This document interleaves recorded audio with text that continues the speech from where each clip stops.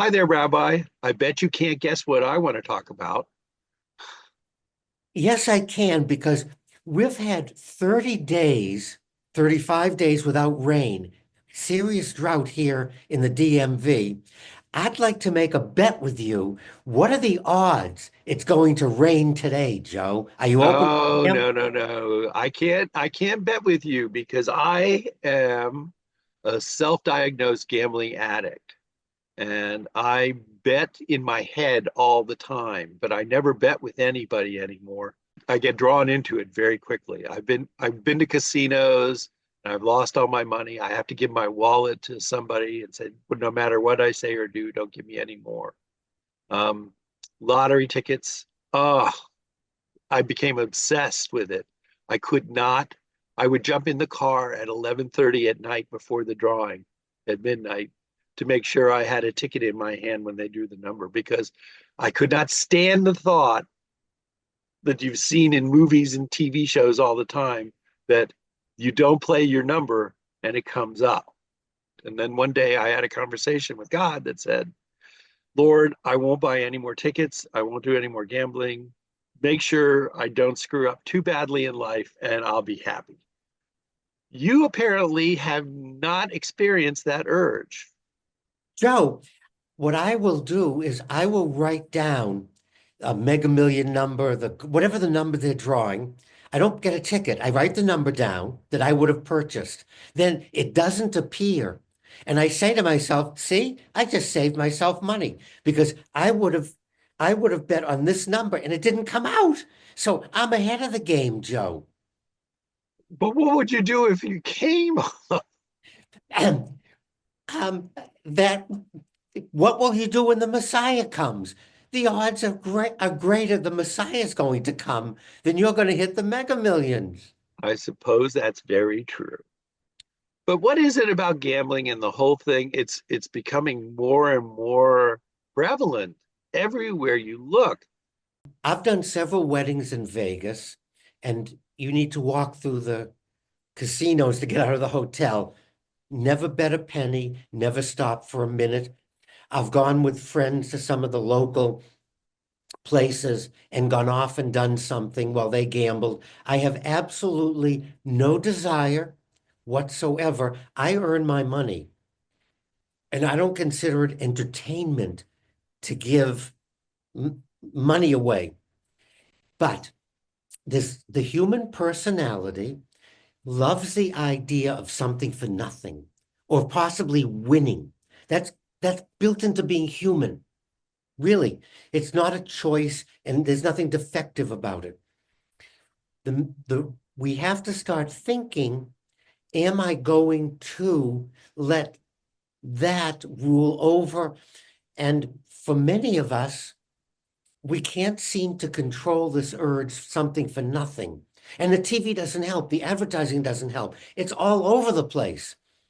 Do you know they're working on sport betting play by play, player by player?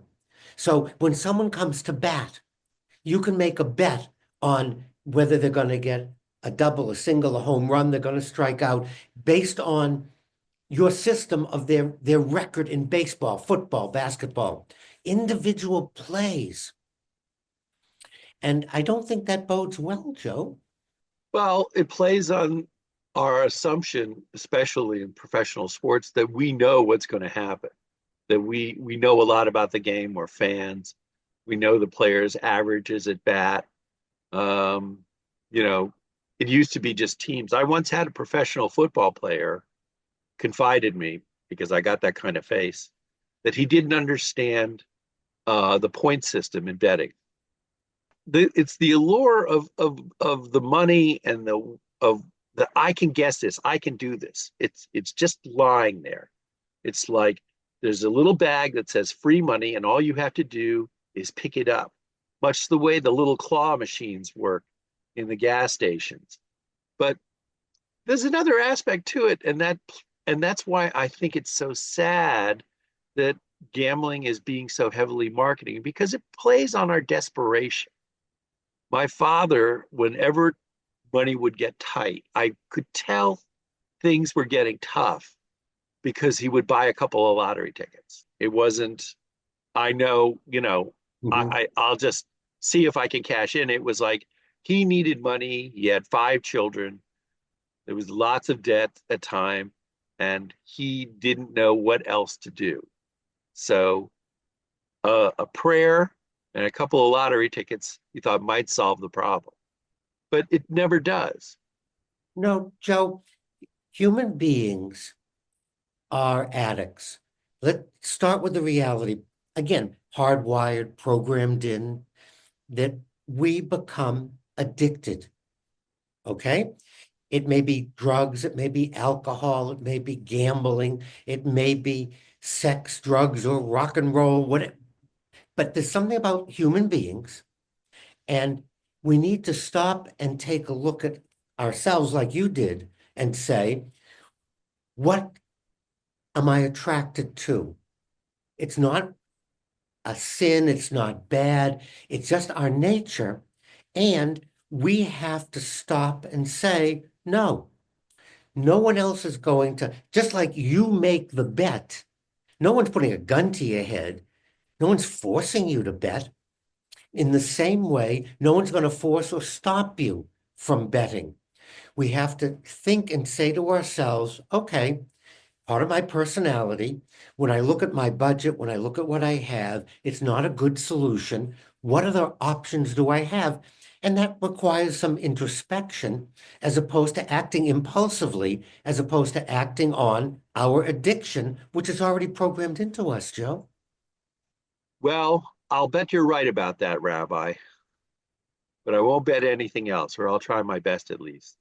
And I know one thing for sure, I'll roll the dice any day when it comes to your advice. Thanks as always. And for those of you watching and listening, ask yourself, how is this working for me? How is my gambling, betting, an occasional scratch off, an occasional lottery ticket? Okay, if it doesn't hurt the budget. But in terms of betting on sports and games and slot machines and casinos, just ask yourself, how is this working?